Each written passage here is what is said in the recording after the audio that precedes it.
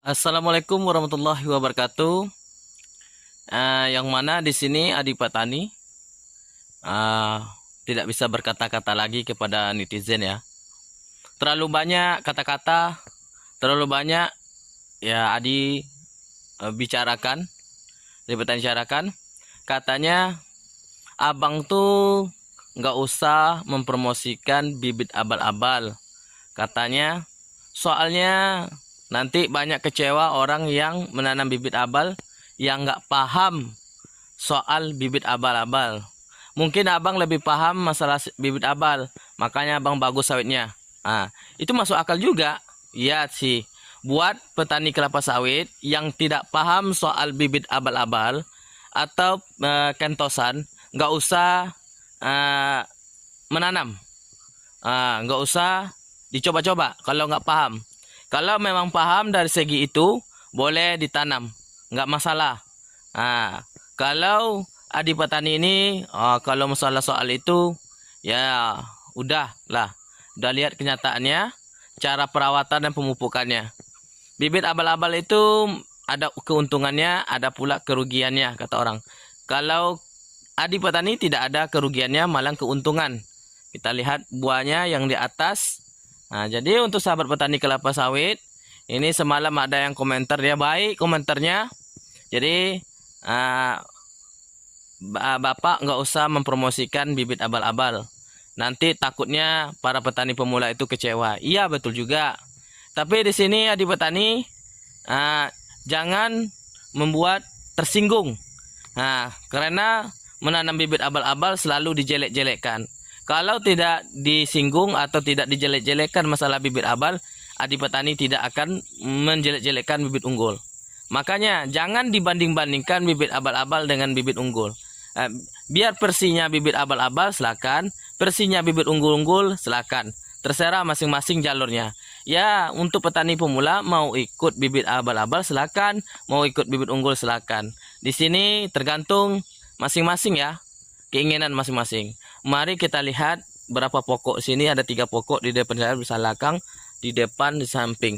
Kita lihat ke bentuk buahnya, performa buahnya. Karena saya adik petani sini cuman melihat kondisi buah ini, apakah jenis bibit ini menurut Anda? Tolong dikasih di kolom komentar. Oke, kita review. Buat sahabat petani kelapa sawit, itu yang ada di depan adik petani ini. Itu udah ada matang 4, sebelah sana 1. Jadi menurut Anda ini adalah jenis bibit apa nih?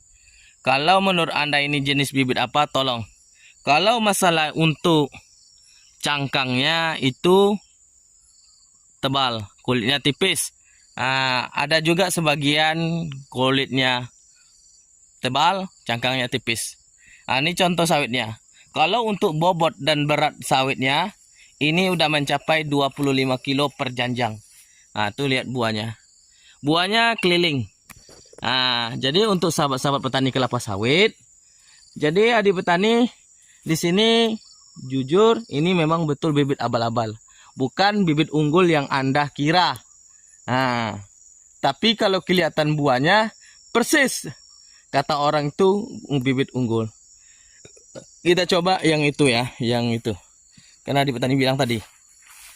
Yang ini juga buahnya tuh cukup besar buahnya. Buahnya keliling.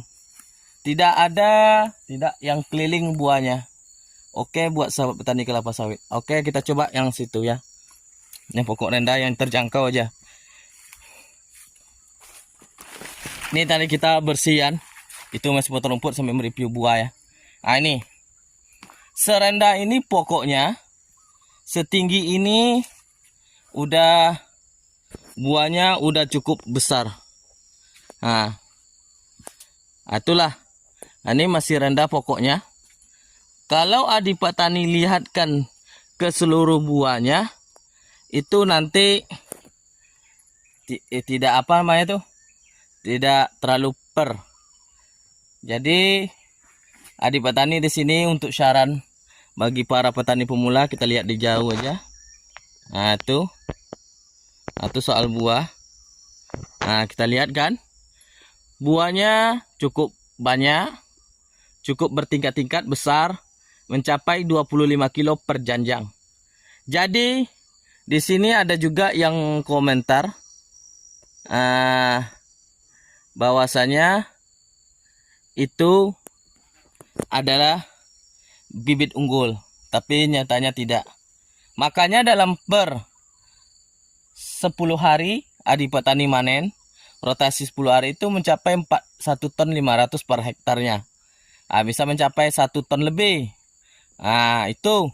Jadi per bulannya bisa mencapai 4 ton atau 5 ton per bulannya per hektarnya. Per tahunnya dikalikan 12 kali 4 lah bikin.